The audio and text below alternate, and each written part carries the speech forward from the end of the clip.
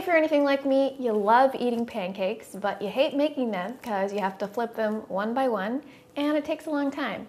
So today I'm going to show you the easiest, quickest way to make pancakes. We're going to do it all in one pan in the oven. They are the simplest pancake recipes you will ever make. You just put everything in one pan, stick it in the oven for 15 minutes, and then it's time to eat. I'll give you a basic vegan pancake recipe as well as several different flavor variations and ideas to customize your pancakes to fit your own dietary needs and tastes. So we'll do some banana chocolate chip pancakes, some gingerbread pancakes, as well as some pumpkin spice pancakes. And all of these recipes are vegan and oil-free, and I'll also give you a couple options for making them gluten-free as well. The first ingredient you need to make pancakes is flour, and this is just plain all-purpose flour. It is unbleached and organic, but you know, same old thing. And this is kind of the most basic option for flour. It's gonna be a really nice light and fluffy pancake, but there are a couple different variations I want to talk about. My personal favorite actually is to use 2 parts flour to 1 part almond flour, and I always have a lot of almond flour in this huge bag in my freezer, smaller bag in my fridge,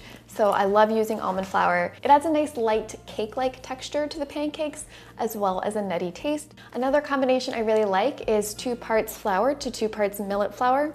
This is actually whole millet because I make my own millet flour.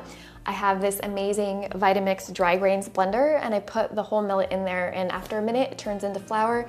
So you can save a lot of money over the long run if you buy a lot of these specialty flours. If you have a really good food processor, that should work as well. I really like adding millet flour to it because it adds, of course, some nutrition as well as this really nice, nutty, almost corn-like taste, which I think is really nice in pancakes. If you are gluten-free, there are a couple different options you can use. One is buckwheat flour.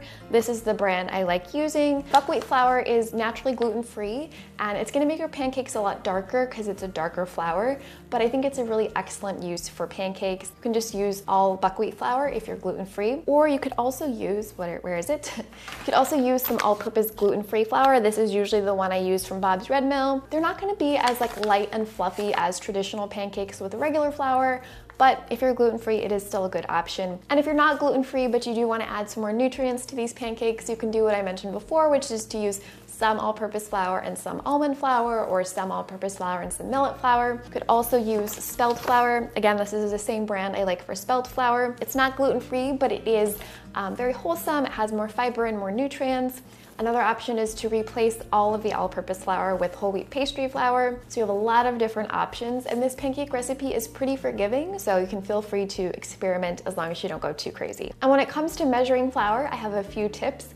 It's not as crucial with pancakes because they're a bit more free form and forgiving than, say, cookies or cakes, but something good to know. For all of my baked goods in the last year or so, I've started using a digital scale to weigh everything down to the gram, because I've learned that measuring cups like this, there's so much variation depending on the brand you use, and they're not really scientifically vetted for accuracy. So 1 cup of flour with this cup could be 120 grams, but with another measuring cup, it could be 140 grams. And if you're using 3 cups of flour, those kinds of discrepancies can add up. So I like to weigh all of my dry ingredients using this digital scale. If you're not using a digital scale, make sure that you're measuring your flour properly. A lot of people will just scoop it straight out from the bag or tin of flour. You're almost always going to over measure your flour that way. The proper way to measure flour is to spoon it out of the jar or the bag or whatever you're using, and then put it in the measuring cup and level it out. For our other dry ingredients, we have 2 types of leaveners, baking powder and baking soda.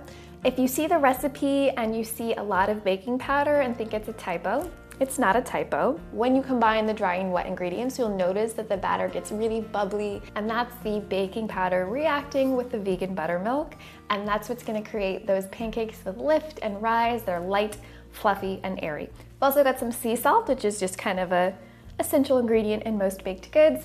And this is gonna be a pumpkin spice pancake, so I've got a mix of cinnamon, ginger, cloves, and nutmeg. If you're making the gingerbread variety, of course you're gonna be using slightly different spices. If you're making the banana chocolate chip pancakes, you need just a little bit of cinnamon. Make sure you whisk your dry ingredients to incorporate before adding the wet ones, because that ensures you get some leavener throughout all of the batter and so that they rise evenly. For our liquid ingredients, the main ingredient is some plant-based milk. You can use kind of any plant-based milk you like here.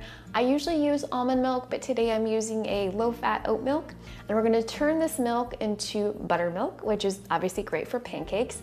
To do that, all you really need to do is add an acid to the milk and let it hang out for about 10 to 15 minutes. You'll notice that it starts to curdle like buttermilk does.